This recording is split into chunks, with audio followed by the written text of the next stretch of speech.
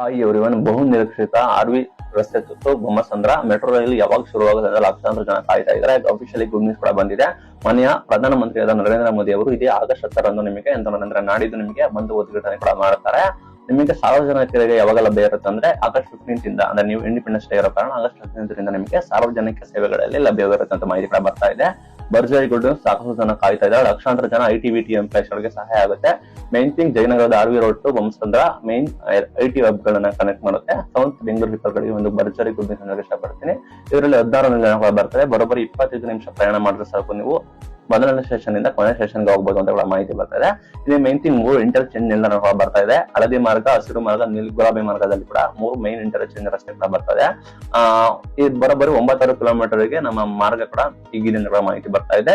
ಇನ್ನು ನರೇಂದ್ರ ಮೋದಿ ಅವರು ಬರ್ತಾ ಇದ್ದಾರೆ. ಅದರ ನಡುವೆ 3ನೇ ಹಂತದ ಯೋಜನೆ ಕೂಡ ಶಂಕುಸ್ಥಾಪನೆ ಕೂಡ ಮಾಡ್ತಾ ಇದ್ದಾರೆ ಅಂತ ಕೂಡ ಮಾಹಿತಿ ಬರ್ತಾ ಇದೆ. ಜೆಪಿ ನಗರದ 4ನೇ ಹಂತದಿಂದ ರಿಂಗ್ ರಸ್ತೆ ಅದು ಹೋಗಿ ಹೆಬ್ಬಾಳ ಸಂಪರ್ಕಿಸುತ್ತೆ. ಇನ್ನೊಂದು ಬಂದ್ಬಿಟ್ಟು ವಿಜಯನಗರದಿಂದ ಹೊಸಹಳ್ಳಿಗೆ ಮಾಗಡಿ ರಸ್ತೆ ಮುಖಾಂತರ ಇದು ಕೂಡ ಕಡಬಗೆರೆಗೆ ಹೋಗುತ್ತೆ.